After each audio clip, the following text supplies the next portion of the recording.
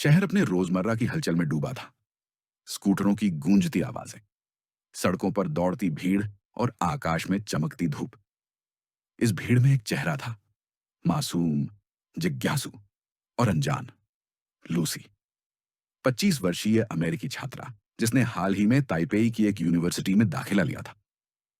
उसके बाल खुले थे, आंखों में हल्की थकावट और चेहरे पर एक संकोची मुस्कान। वह अब भी खुद को इस शहर में एडजस्ट करने की कोशिश कर रही थी। उसके साथ था उसका नया बॉयफ्रेंड रिचर्ड। कुछ हफ्तों पहले ही उनकी मुलाकात हुई थी।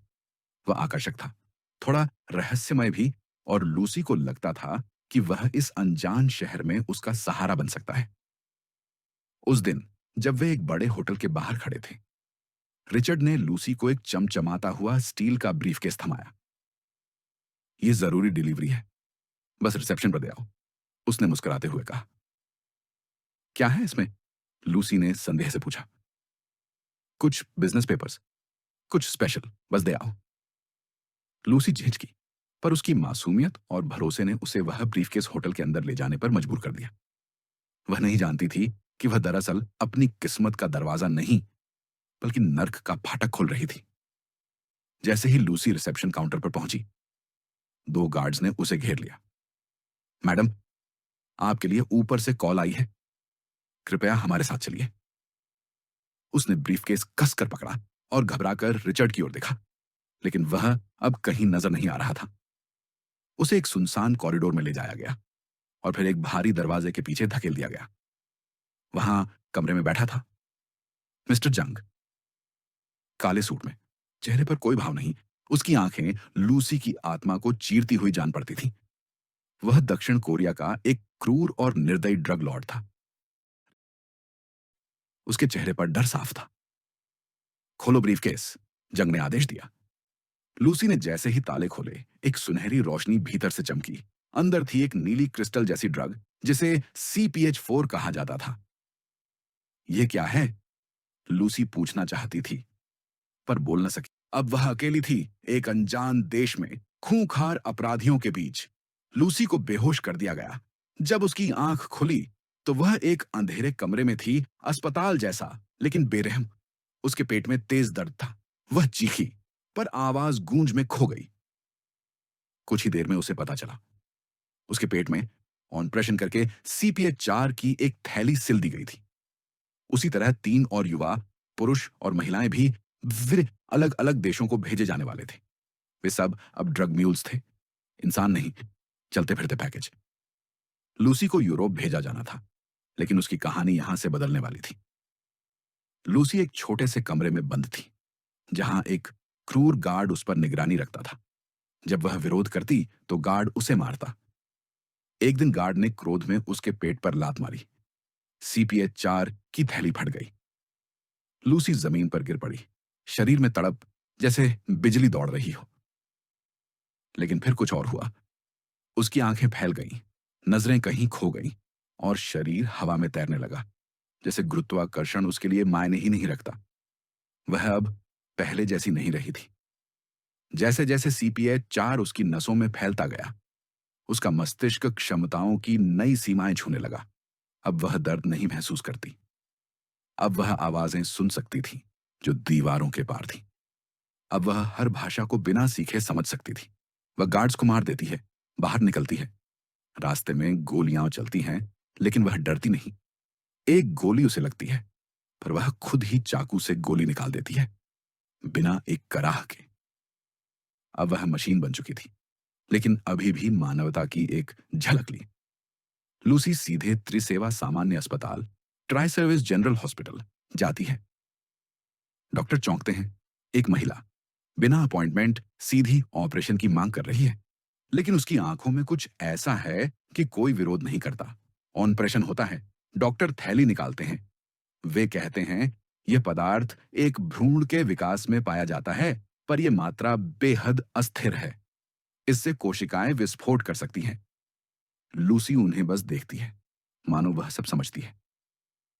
अब उसके पास एक ही लक्ष्य है, जानना कि वह क्या बन रही है, और यह सब कहां तक जाएगा। अस्पताल से निकलने के बाद लूसी अब वही नहीं रही थी जो कभी थी। न सिर्फ उसकी शारीरिक क्षमताएं असीम हो चुकी थीं, बल्कि अब उसकी सोच, उसकी समझ और उसका दृष्टिकोण सब बदल चुका था। वह अब दुनिया को एक इंसान की नजर से नहीं, समग्र ब्रह्मांड की दृष्टि से देख रही थी। उसका शरीर एक अलग तरह की अस्थिरता महसूस कर रहा था। लूसी अपने नए मिले बौद्धिक कौशल के सहारे एक ऐसे वैज्ञानिक की खोज करती है जिसने दशकों तक मानव मस्तिष्क की संभावनाओं पर शोध किया है। Professor Samuel Norman. फ्रांस के एक प्रतिष्ठित विश्वविद्यालय में पढ़ाने वाला यह वैज्ञानिक अपने सिद्धांतों के लिए मशहूर है।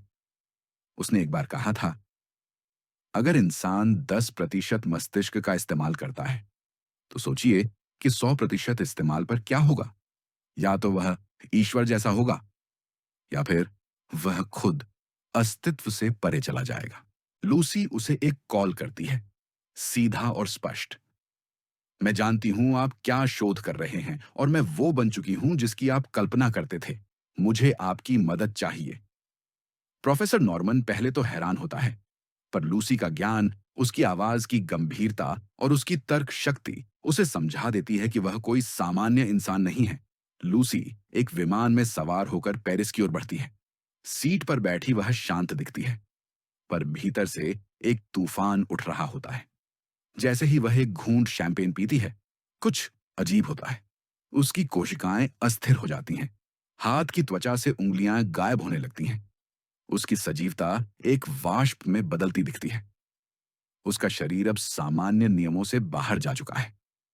वह तुरंत बैग से CPH4 का एक हिस्सा निकालती है और उसकी एक खुराक उसे फिर से स्थिर कर देती है। वह जान जाती है, अब उसका जीवन इस ड्रग पर निर्भर है और उसे शेष 3 ड्रग म्यूल्स को जल्द से जल्द ढूंढना होगा। फ्रांस की राजधानी में लूसी कैप्टन पियरे डेल रियो से संपर्क करती है, एक ईमानदार पुलिस अधिकारी जो कभी कल्पना भी नहीं कर सकता था कि वह जिस केस में शामिल होगा, वह समय और चेतना की सीमाओं को पार कर जाएगा। लूसी उसे सब कुछ बताती है, ड्रग म्यूल्स के बारे में, CPHF4 की शक्ति के बारे में और अपने बदलते अस्तित्व के बारे में। पहले तो डेल रियो उसे एक अपराधी मानता है, पर फिर जब वह देखता है कि वह मानव शरीर का आकार बदल सकती है, दूसरे इंसानों को नियंत्रित कर सकती है और जानवरों के मन की भी बात समझ सकती है, तो वह उसे संदेह की जगह श्रद्धा से देखने लगता है। लूसी जंग के दिमाग को पढ़कर बाकी 3 म्यूल्स की लोकेशन जान चुकी थी और अब वह किसी भी सीमा में नहीं बंधी थी। वह पुलिस के नेटवर्क में घुसकर लोकेशन ढूंढती है, इंसानों को चेतनात्मक आदेश देकर रास्ता साफ करवाती है और खुद को शरीर से परे एक ऊर्जा रूप में बदलने लगती है। अब वह जानती है, समय बहुत कम है। पेरिस में प्रोफेसर नॉर्मन के साथ लूसी मिलती है। उसके साथ दुनिया के बेहतरीन वैज्ञानिक बैठे हैं। वह उन्हें ब्रह्मांड का सार बताती है। हमारा अस्तित्व केवल ऊर्जा और समय पर टिका है। सूचना ही जीवन है और जीवन का उद्देश्य है उसे आगे बढ़ाना। लूसी अब जानती है कि उसका शरीर बहुत जल्द भौतिक सीमाओं से परे चला जाएगा। इसलिए वह तय करती है कि वह एक तीनों ड्रग्स को एक साथ इंजेक्ट करेगी। 2 अपने ज्ञान को एक विशालकाय सुपर कंप्यूटर में स्थानांतरित करेगी। 3 और खुद को एक नए अस्तित्व में बदल देगी, समय से परे, शरीर से परे। जैसे ही इंजेक्शन उसके शरीर में जाता है, उसकी त्वचा काली तरलता में बदलने लगती है। वह लैब के कंप्यूटर्स को अपनी चेतना से नियंत्रित करती है। दीवारें, उपकरण, सब कुछ उस चेतन तरल पदार्थ से ढकने लगता है। धीरे धीरे वह एक मोनीलिथिक सुपर कंप्यूटर में बदल जाती है, जो उसके ज्ञान का वाहक बनेगा। वह समय में यात्रा करती है। वह देखती है न्यूयॉर्क का विकास, धरती की उत्पत्ति और अंत में पहुंचती है एक आदिम स्त्री के पास, प्रथम मानव लूसी के पास। दोनों एक दूसरे की उंगलियां छूती हैं, जैसे जीवन ने जीवन से संवाद किया हो। उसी पल लैब का दरवाजा तोड़ा जाता है। मिस्टर जंग एक रॉकेट लॉन्चर से भीतर घुसता है, बंदूक लूसी की ओर ताने हुए। वह गोली चलाता है, लेकिन उससे पहले लूसी 100% मस्तिष्क क्षमता तक पहुंच जाती है। वह गायब हो जाती है। डेल रियो अंदर आता है और जंग को गोली मारकर मार देता है। नॉर्मन कंप्यूटर के पास पहुंचते हैं। वहां सिर्फ एक चीज है, एक पेन ड्राइव। जो संभवतः सारी मानव जानकारी और चेतना का सार है। उसी समय डेल रियो का मोबाइल बजता है। स्क्रीन पर लिखा होता है, मैं हर जगह हूं। लूसी की आवाज गूंजती है, हमें जीवन 1 अरब साल पहले दिया गया था। अब तुम्हें पता है इसका क्या करना है।